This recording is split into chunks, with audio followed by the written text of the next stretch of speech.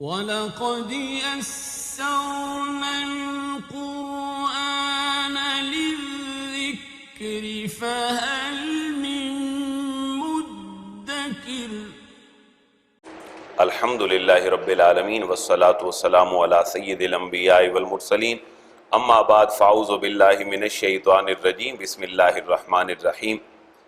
لیس بامانیکم ولا امانی اہل الکتاب من یعمل سوءا یجز بہ ولا یجد لہ من دون اللہ ولیا ولا نصیرا۔ صدق اللہ العظیم۔ نہایت ہی قابل صد احترام سورہ نساء کی 123 نمبر آیت مبارکہ میں نے آپ کے سامنے تلاوت کرنے کا شرف حاصل کیا ہے۔ آج انشاءاللہ اللہ کے فضل اور اس کی توفیق سے ہم 4 آیات مبارکہ پڑھیں گے، جہاں ہمارا ایک موضوع مکمل ہو جائے گا جو بڑی گزشتہ تسلسل کی آیات مبارکہ سے چل رہا تھا۔ میں تھوڑا سا خلاصہ اگر بیان کروں 2-3 جملوں میں تو سورہ نساء اپنے مزاج کے اعتبار سے مدنی ہے، اور اس سورہ مبارکہ میں غزوہ احد اور منافقین اہل کتاب کا تذکرہ آج تک کی آیات مبارکہ کا مین موضوع رہا ہے۔ آج ایک موضوع یہ بیان کیا جا رہا ہے اس موضوع کی تکمیل کے طور پر، تکمیلے کے طور پر، کہ اللہ تبارک و تعالیٰ کو جو کام عزیز ہے وہ ایمان کے بغیر اس کو عزیز اور پیارا نہیں۔ گویا کہ ایمان ایک بیج ہے اور عمل اس کے اوپر اگنے والا ایک پودا ہے۔ جیسا بیج ہوگا پودا بھی اسی کیفیت کا ہوگا۔ اب ایسے نہیں ہو سکتا کہ ناقص بیج بو دیا جائے اور اس کے اوپر ایک ایسے تناور درخت کی امید رکھی جائے کہ وہ پھل بھی دے گا، وہ سایہ بھی فراہم کرے گا۔ اللہ فرما رہا ہے کہ ایسا ممکن نہیں ہو سکتا۔ یہاں سے اہل کتاب اور منافقین کے ساتھ گفتگو کا ایک انداز بیان کیا جا رہا ہے کہ اہل کتاب کا موقف یہ تھا، کیونکہ سورہ مبارکہ ہے مدنی اور مدینے میں نازل ہوئی، اور مدینے کا بہت بڑا گروہ مسلمانوں کے ساتھ اہل کتاب تھا، اور ایک مائنر سا گروہ سینکڑوں کی تعداد میں تھا منافقین کا۔ تو دونوں آج ان آیات میں موضوع بحث ہیں۔ اہل کتاب کا موقف یہ تھا کہ ہمارا مقام بہت بلند ہے۔ بھائی وجہ کیا ہے تمہارے مقام کے بڑا ہونے کی اور تمہارے بخشش ہو جانے کی تمہاری خواہشات کی بنا پر؟ تو ان کا موقف یہ تھا کہ ہمارے نبی تمہارے نبی سے پہلے ہیں۔ مسلمان کہتے ہمارا مقام تم سے بلند ہے کیونکہ ہمارے نبی تمہارے نبی کے بعد ہیں۔ اللہ یہ فرما رہا ہے کہ نبیوں کی تقدیم اور نبیوں کی تاخیر، نبیوں کا پہلے آنا یا نبیوں کا بعد میں آنا، یا تمہاری اپنی خواہشات کے بنیاد پر تمہارا کوئی فیصلہ ہونا، ایسی بات نہیں ہے، بلکہ اللہ نے تمہارے کرتوت اور تمہارے اعمال دیکھنے ہیں۔ اگر تمہارے اعمال ٹھیک ہیں تو پھر اللہ تمہارے ساتھ بہتر معاملہ کرے گا، اور اگر تمہارے معاملات ٹھیک نہیں ہیں تو پھر تمہارے ساتھ معاملہ بہتر نہیں ہوگا۔ یہ آیت کے پہلے ٹکڑے کا مفہوم ہے۔ اب ذرا ترجمے پہ غور فرمائیں۔ لیس بامانیکم ولا امانی اہل الکتاب، ہمارے نبی پہلے ہیں تو ہماری بخشش ہے اور ہم بہت بڑے ہیں، ہم فضیلت والے ہیں۔ اللہ فرما رہا نہیں، لیسا ایسا معاملہ نہیں ہے کہ بامانیکم کہ تمہاری نیتوں پر موقوف کر دیا جائے، تمہاری خواہشات کے اوپر اس کو موقوف کر دیا جائے، یعنی ایک سیلف آرگنائز تمہاری کچھ وشز ہیں، ان کے اوپر تمہارا معاملہ نہیں ہو سکتا۔ بے امانیکم اگر ہم کھولیں تو یہ 3 الفاظ کا مجموعہ ہے، ایک با اور ایک امانیہ اور تیسرا کم۔ کم پروناؤن ہے، امانیہ ناؤن ہے، با ہماری پریپوزیشن میں سے ہے۔ بے امانیکم تمہاری آرزوؤں کی بنیاد پر اور تمہاری آرزوؤں کو مد نظر رکھتے ہوئے فیصلہ نہیں کیا جا سکتا۔ ولا امانی اہل الکتاب، واو کا معنی اور لا کا معنی نہیں، امانی خواہشات آرزویں، اہل الکتاب نہ اہل کتاب کی خواہشات کی بنا پر ان کو بڑا چھوٹا بنایا جا سکتا ہے، نہ تمہارے نبی کا بعد میں آنا یا اہل کتاب میں سے ان کے انبیاء کا پہلے آنا یہ تمہارے بخشش کا سبب نہیں ہے، بلکہ یہ تو ان کا معاملہ ہے۔ تمہارا معاملہ تو تمہارے عمل کے اوپر موقوف ہے۔ اب عمل کیا ہوگا یہ دیکھیں، میں جو بھی برا عمل کرے گا اس کو اس کی جزا دی جائے گی، اور قیامت والے دن اللہ کے علاوہ کوئی حمایتی اور مددگار کسی کو نہیں ملے گا۔ یہ آیت پہلے ترجمہ دیکھیں اور پھر تھوڑی سی تشریح طلب ہے۔ من یعمل سوءا، اور پچھلے ٹکڑے کے ساتھ اس کو ملاتے رہیں کہ تمہاری آرزوؤں کی بنیاد پر تمہارا معاملہ نہیں ہونا، بلکہ تمہارے اعمال کی بنیاد پر تمہارا معاملہ ہونا ہے۔ من یعمل سوءا، من کا معنی جو یعمل عمل کرے گا سوء برے، جو برے اعمال کرے گا یجزا بہی، یجزا اس کو جزا دی جائے گی. یہ ایکٹیو نہیں بلکہ پیسو سینس ہے اور پریزنٹ ہے، اور اس سے یہ پتہ چل رہا ہے کہ وہاں پر سزا دی جائے گی تو دینے والا ایک ہی ہے، اس لیے اس کا ذکر اللہ نے نہیں فرمایا. یجزا جزا دی جائے گی، سزا دی جائے گی، بہی اس کو، ولا یجد لہ من دون اللہ ولیا ولا نصیرا، واو کا معنی اور لام کا معنی نہیں، یجد پائے گا، لہو اپنے لیے، وہ من دون اللہ اللہ کے علاوہ کسی کو، ولین حمایتی، ولا نصیرا اور نہ ہی مدد کرنے والا. اب یہاں پر دو تین باتیں بڑی غور طلب ہیں. اللہ نے اصول بیان فرما دیا، جو برا عمل کرے گا اس کو اس کی جزا دی جائے گی. اس کا مطلب ہے گناہوں کی معافی نہیں ہے. یہ کیا آیت مسلمانوں کے لیے ہے یا کفار کے لیے، اہل کتاب کے لیے ہے، منافقین کے لیے؟ اللہ نے اس آیت مبارکہ کو کس کے ساتھ خاص فرمایا ہے؟ اگر تو ہو مسلمانوں کے لیے کہ جو بھی برا عمل کرے گا اس کو اس کی سزا اور جزا دی جائے گی، تو پھر آگے اس کا تفصیلاً ایک جملہ بیان فرما دیا کہ ولا یجد لہ من دون اللہ ولیا ولا نصیرا، اللہ کے علاوہ کوئی حمایتی نہیں ہوگا. پتہ یہ چلا کہ مومن اگر گناہ کرے تو بخشنے والا کون ہے؟ اللہ تبارک و تعالیٰ ہے. یہ پہلا جو اصول بیان کیا اس کی تھوڑی سی تفصیل بیان کر دی کہ جو بھی برا عمل کرے گا اس کو جزا دی جائے گی. ہاں، جو دنیا میں اللہ کی مانے گا، مومن مسلمان بن کر رہے گا، پھر اللہ بھی قیامت والے دن اس کے اوپر اپنا خصوصی فضل فرمائے گا. مسلمان کے حق میں اگر یہ آیت ہو تو پھر ہمیں بہت ساری اور آیات نظر آتی ہیں جس سے یہ پتہ چلتا ہے کہ اللہ بندے کے گناہوں کو معاف فرماتا ہے. اللہ اس کے لیے مختلف چیزیں بیان فرماتا ہے. کیسے؟ جو برا عمل کرے گا اس کو جزا دی جائے گی، یہ بات ٹھیک ہے اپنے اصول کے مطابق، لیکن برا عمل اگر اس کے ذمے قیامت تک رہے ہی نہ تو پھر تو اللہ بہتر جزا عطا فرمائے گا. برا عمل کرے صحیح لیکن قیامت تک رہے نہ، وہ ختم ہو جائے. اس کے طریقہ کار کیا ہے؟ تین چار تفسیریں اس کی علماء نے لکھی ہیں. پہلا معاملہ یہ ہے، بندہ گناہ کرتا ہے لیکن بندہ مومن اللہ اس کو مصیبت میں ڈالتا ہے، اس مصیبت کی وجہ سے اللہ اس کے گناہ معاف فرما دیتا ہے. یہ بات اپنی جگہ پہ ٹھیک ہے کہ جو برا عمل کرے گا اس کو اس برے عمل کی جزا دی جائے گی، لیکن مومن کا برا عمل اس کے مرنے تک اگر اس کے ساتھ ہی نہ رہے، وہ ریموو ہو جائے. کیسے؟ اللہ کے حبیب نے فرمایا ہے کہ جب بندہ مصیبت میں ہوتا ہے اللہ اس کے گناہ معاف فرما دیتا ہے. اس کے اوپر ایک حدیث سن لیں. حضرت ابو ہریرہ رضی اللہ تعالیٰ عنہ بیان کرتے ہیں کہ جب یہ آیت مبارکہ نازل ہوئی کہ جو بندہ بھی گناہ کرے گا اس کو اس کی جزا دی جائے گی، تو مسلمانوں کے اوپر یہ آیت بڑی دشوار گزری کہ ہمیں تو چھوٹے چھوٹے معاملات میں، کیونکہ جتنے وہ کامل مسلمان تھے اتنے ہی وہ سینسٹیو بھی تھے اس معاملے میں کہ کوئی خلاف اولا عمل نہ سرزاد ہو جائے. بڑی جب تشویش لاحق ہوئی تو اللہ کے حبیب کی بارگاہ میں شکایت کی تو آپ نے فرمایا نیک عمل کرنے کی کوشش کرتے رہو، لیکن مسلمان کو جو مصیبت پہنچتی ہے وہ اس کے گناہوں کا کفارہ بن جاتی ہے. اور فرمایا حتیٰ کہ اگر اس کو کوئی کانٹا بھی چبھ جائے تو اللہ اس تکلیف کے بدلے بھی اس کے گناہوں کو مٹا دیتا ہے. تو مومن کو عمل کا بدلہ ملے گا لیکن نیک کا ملے گا، برا شاید قیامت تک اس کے ساتھ رہے ہی نہ. کیوں؟ کہ پہلی صورت مصیبتوں کی وجہ سے گناہ معاف ہو جاتے ہیں. ایک دوسری بات یہ بھی ہے کہ گناہ کبیرہ سے بچنے کی وجہ سے اللہ چھوٹے چھوٹے گناہوں کو معاف فرما دیتا ہے. بندہ گناہوں سے بچتا رہے جو گناہ کبیرہ ہیں تو چھوٹے گناہ اللہ ویسے معاف فرما دیتا ہے. یہ صرف کوئی اپنی تشریح نہیں بلکہ اللہ قرآن میں خود فرما رہا ہے. ہم پڑھ چکے ہیں سورہ نساء کی 31 نمبر آیت میں کہ ان تجتنبوا کبائر، اگر تم کبیرہ گناہوں سے بچتے رہو، ما تنہون عنہ، جن سے تمہیں روکا گیا ہے، نکفر عنکم سیئاتکم، ہم تمہارے ان نیکیوں کو اور گناہوں سے بچنے کو سابقہ گناہوں کا کفارہ بنا دیں گے. تو گناہ کبیرہ سے بچنا چھوٹے گناہوں کی معافی کا سبب بن جاتا ہے. اس سے اگلی بات یہ ہے کہ اعمال صالح کرنے سے برے کام ختم ہو جاتے ہیں. بندہ نیک عمل کرتا ہے، برے اعمال اللہ معاف فرما دیتا ہے. اس کی مثال یہ ہے، حضور نے فرمایا جو بندہ وضو کرتا ہے، وضو کرنے کے دوران انسان کے گناہ چڑھ جاتے ہیں. دوسری بات، ایک نماز پڑھنے کے بعد دوسری نماز کا انتظار کرنا. ضروری نہیں کہ مسجد میں بیٹھ کر ہو، انسان اپنی سوشل لائف میں بیزی ہو جائے، کہیں باوضو رہ کر اگلی نماز کا انتظار کرتا رہے تو اللہ کے حبیب نے فرمایا ایک نماز دوسرے نماز کے انتظار تک اس کے گناہوں کو معاف کر دیتی ہے. ایک اور حدیث ہے کہ ایک جمعہ سے دوسری جمعہ کی نماز کے دوران جتنے بھی درمیان میں گناہ ہیں اللہ ان کو معاف فرما دیتا ہے۔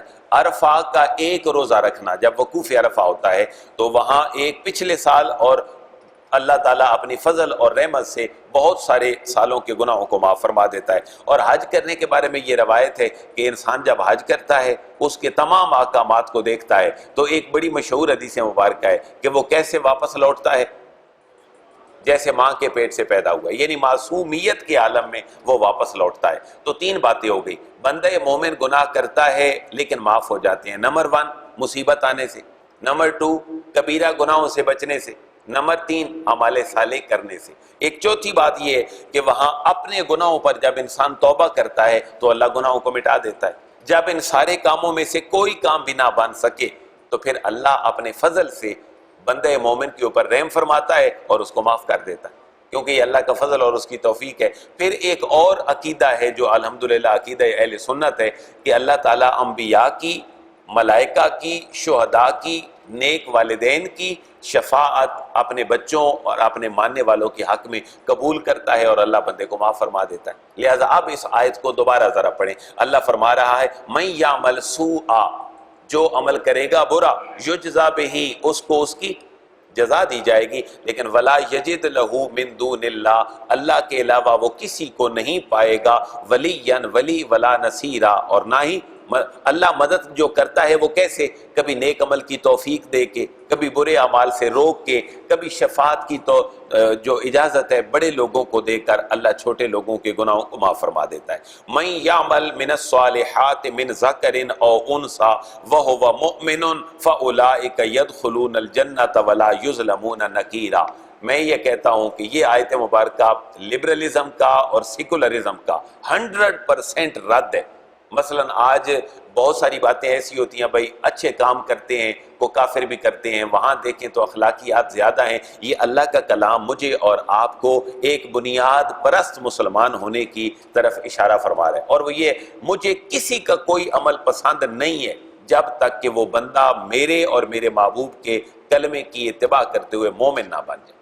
اگر مومن ہے تو مجھے اس کا عمل قبول ہے، اگر مومن نہیں ہے تو اس کا عمل مجھے قبول نہیں ہے۔ اب جو غیر مسلموں کے ناموں پہ کوئی بڑے بڑے فلاحی ادارے ہیں یا کوئی کام ہے تو اسلام کا جو حصار ہے اس کے مطابق ان کو اس کی جزا دنیا میں مل جائے گی۔ کیسے کہ لوگ آج بھی اس بندے کے مرنے کے بعد اس ہاسپٹل کو گنگا رام کے نام سے یاد رکھتے ہیں یا نہیں؟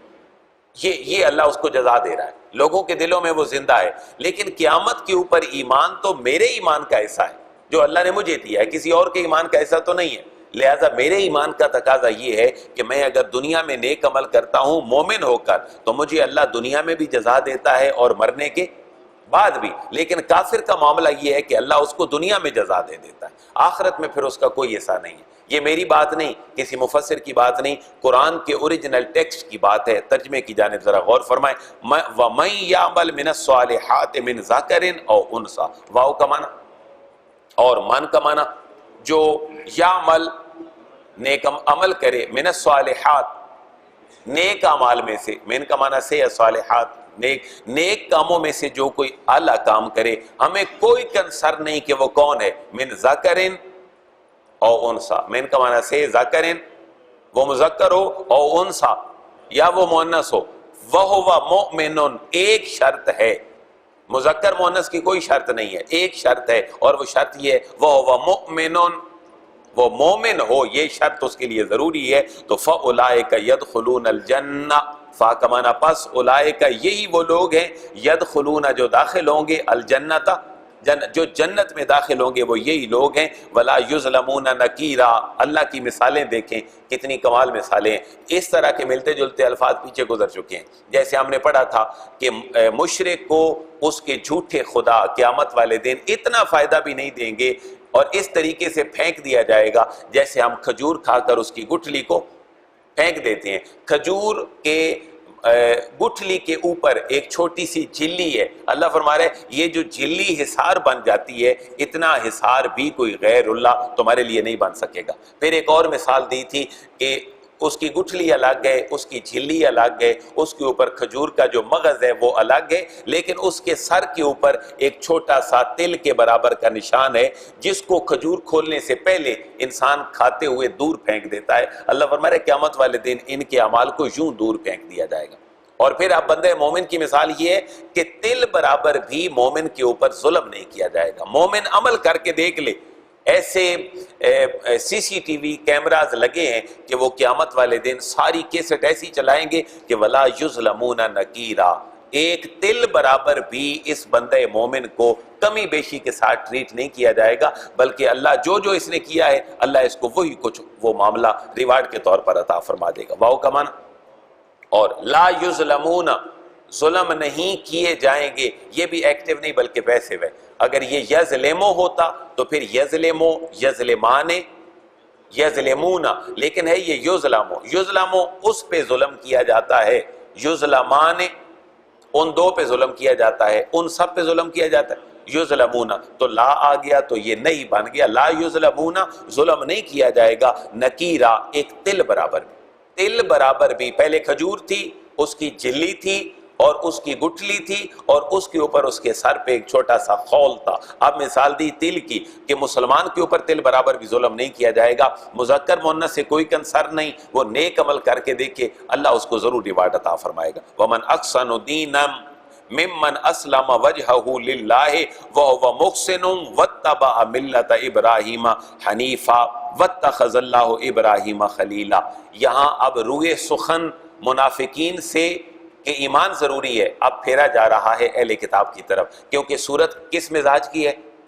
مدنی، اور مدینے میں مسلمانوں کے ساتھ کثرت والا گروہ کون سا ہے؟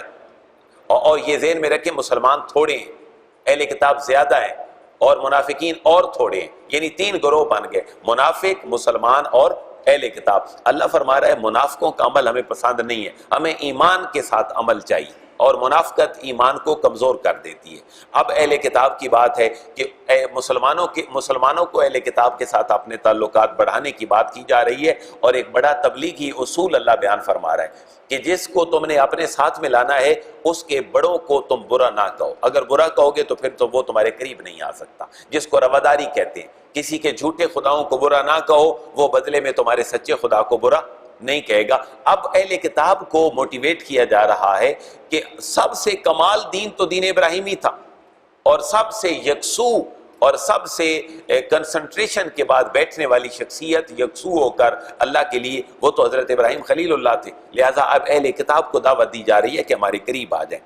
وَمَنْ أَحْسَنُ انٹیروگیٹو سینس ہے، واو کا معنی، اور من احسنو دینا، کس کا دین سب سے حسین ہوگا، کس کا دین اس سے بہتر ہوگا، کس بندے سے؟ ممن اسلم وجہہ للہ، ممن، من کا معنی سے، من کا معنی جو یا جس نے، اسلم سر جھکا دیا، اس نے سب مشن کر دیا، اللہ کے حضور اپنا سب کچھ وڈرا کر لیا۔ ممن اسلم جس نے اللہ کے لیے جھکا دیا، کیا؟ وجہہ، اپنے چہرے کو سر تسلیم خم کر دیا، للہ، جس نے اللہ کے لیے اپنے سر کو جھکا دیا، اس سے بڑا دین کس کا بہتر ہو سکتا ہے؟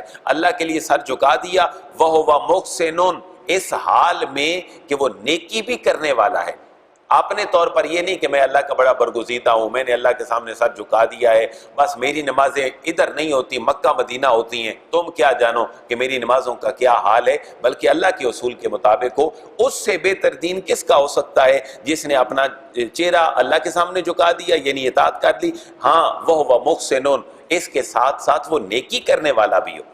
ایسا نہ ہو کہ میں کسی اس معیار پہ قائم ہوں کہ میں لوگوں سے بڑا دور ہوں، میں جو مرضی ہے کرتا رہوں، شریعت کا دائرہ میرے اوپر فٹ نہیں آتا، نہیں، وہ محسنون، وہ نیکی کرنے والا ہو، شریعت کے دائرہ کار میں ہو۔ واتبع ملت ابراہیم حنیفا، واو کا معنی اور، اتبع، اور وہ اتباع کرے، ملت ابراہیم، ملت ابراہیمی کی، کون ابراہیم؟ حنیفا، جو بڑے یکسو تھے اور ایک ہی طرف اپنی توجہ کرنے والے تھے، اور اسی نسبت سے حضرت امام اعظم ابو حنیفہ کا جو لقب ہے وہ ابو حنیفہ ہے۔ کیوں کہ آپ کا تعلق اللہ کے ساتھ اس طرح کا تھا، حالانکہ آپ کا نام تو نعمان ہے، لیکن مشہور آپ ابو حنیفہ ہیں. لوگ کہتے ہیں یہ آپ کی کنیت ہے، کیونکہ کنیت ہوتی ہے بیٹے اور بیٹی کی وجہ سے. حالانکہ ایسا کوئی تاریخی معاملہ نہیں ہے کہ حضرت امام اعظم ابو حنیفہ کی کوئی حنیفہ نام کی بیٹی یا بیٹا ہو اور جس سے آپ کی کنیت ہو ابو حنیفہ، بلکہ آپ یکسو تھے. آپ کا تعلق بارگاہ الہی کے ساتھ تھا. آپ کہیں باہر تشریف لاتے تو صرف اپنی فقہی مجلس میں تشریف لاتے، ورنہ اللہ کے حضور وہیں پر حاضر رہتے. اس وجہ سے آپ کو حنیف کہا گیا. واتخذ اللہ ابراہیم خلیلا، واتخذ اللہ. اب ملت ابراہیمی ہی کیوں تمہارے لیے سمبولک ایک سسٹم ہے؟ اس لیے کہ واتخذ اللہ، واو کا معنی، اور اتخذ بنا لیا ہے اللہ، اللہ نے ابراہیم، جناب ابراہیم کو خلیلا، اپنا مخلص دوست. اپنا مخلص دوست اللہ نے کس کو بنا لیا؟ ابراہیم کو. گرامیٹیکلی سینس اگر دیکھیں تو اتخذ کیا ہے؟ ورب. اللہ اس کا کیا ہے؟ سبجیکٹ فاعل ہے، اور ابراہیم مفعول اور آبجیکٹ ہے. کیونکہ عربی گرامر کے اندر جو ناؤن آپ کا سبجیکٹ اور فاعل بن رہا ہے، فعل کے بعد آ رہا ہے، اس کے اوپر ہمیشہ پیش ہوگی، اور اس کے بعد اگلے ناؤن کے اوپر ہمیشہ زبر ہوگی. کیونکہ عربی جملے کا سیکوینس یہ ہے، جیسے انگلش کا ہے آئی گو ٹو اسکول، پہلے ناؤن یا پروناؤن ہے، پھر ورب ہے، اور اس کے بعد آبجیکٹ ہے. عربی کا اصول یہ ہے کہ پہلے ورب ہے، پھر سبجیکٹ ہے، اور اس کے بعد آبجیکٹ ہے. فعل، فاعل اور مفعول ہے. تو اتخذ فعل ہے، اللہ اس کا فاعل ہے، ابراہیم اس کا مفعول ہے. اگر چھوٹی سی غلطی سے انسان پڑھ جائے واتخذ اللہ ابراہیم خلیلا، تو کتنے پرسنٹ معنی میں فرق آئے گا؟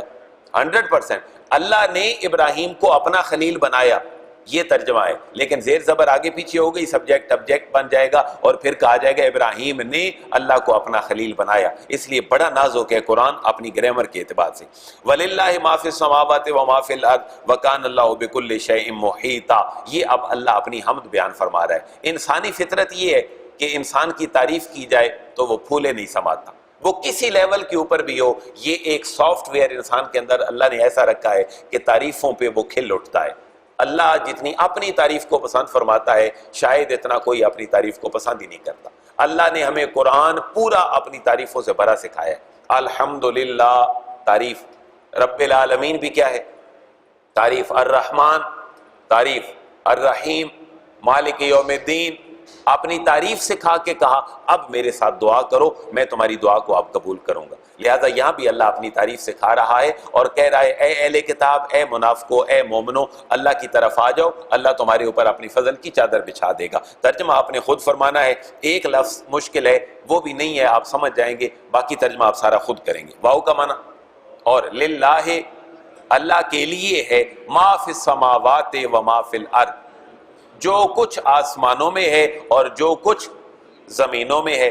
وَكَانَ اللَّهُ بِكُلِّ شَيْءٍ مُحِيطًا. واو کا معنی، اور کانا ہے اللہ تبارک و تعالیٰ بِكُلِّ شَيْءٍ، ہر چیز کے اوپر، ہر چیز کے ساتھ، محیطا چھایا ہوا، احاطہ کرنے والا.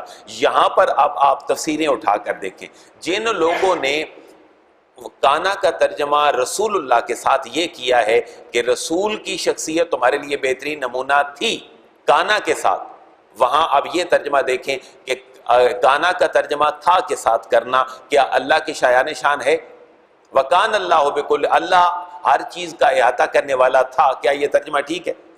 کیونکہ اللہ تو ہر معاملے میں احاطہ کرنے والا ہے، اور اس کا نبی کتنے عرصے کے لوگوں کے لیے سمبولک پرسنالٹی ہے، قیامت تک کے لیے. پھر آپ ترجمے اٹھا کر آپ دیکھیں، جو ترجموں کا اختلاف نظر آتا ہے، جہاں ڈنڈی ماری ہوتی ہے وہاں اختلاف نظر آ جاتا ہے. ترجمہ آپ یہاں جتنے ترجمے پڑھے ہیں آپ ان کو اٹھا کے دیکھیں تو رسول کی شخصیت تمہارے لیے بہترین نمونہ تھی، غلط ترجمہ ہے. رسول کی شخصیت تمہارے لیے بہترین نمونہ ہے. لہذا کانا کا ترجمہ آپ اس سینس میں کریں گے جس سینس میں اللہ اور اس کا رسول بتلا رہا ہے. یہاں مسجد میں یہ ترجمہ قرآن پڑھا تھا، آیت مبارکہ ہم نے دیکھنی تھی تو وہاں یہ ترجمہ لکھا ہوا تھا رسول کی شخصیت تمہارے لیے بہترین نمونہ تھی. یہ ہے طبیعتوں کا اثر اسلام کے اوپر. اسلام کا اثر کس پہ ہونا چاہیے؟ طبیعتوں پہ ہونا چاہیے. طبیعتوں کا اثر، مزاجوں کا اثر اور گروہ بندی کا جو اثر ہے وہ قرآن پہ نہیں ہونا چاہیے، نہ رسول کی سیرت اور حدیث پہ ہونا چاہیے، ورنہ ہم کٹ مر رہے ہیں اور شاید کٹتے مرتے رہیں گے. اللہ ہمارے لیے آسانیاں پیدا فرمائے. 126 تک مضمون ختم ہوا.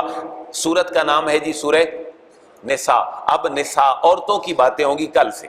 اللہ تبارک و تعالیٰ نے عورتوں کے کچھ احکامات بیان فرمائے ہیں، وہ احکامات کچھ پہلے گزر چکے ہیں وراثت کے، 1/2، 1/3، 1/4، اور دیت کے معاملے میں، قتل قصاص کے معاملے میں، عورت کی گواہی کے معاملے میں ہم نے ریسنٹلی معاملات پڑھے۔ کل سے ایک موضوع نیا شروع ہوگا سورہ نساء کا، اور یہ موضوع اب پھر آگے جاری رہے گا۔ اللہ ہمیں ان احکامات کو سمجھنے کی اور ان پر عمل کرنے کی توفیق نصیب فرمائے۔ وما علیہ الا البلاغ۔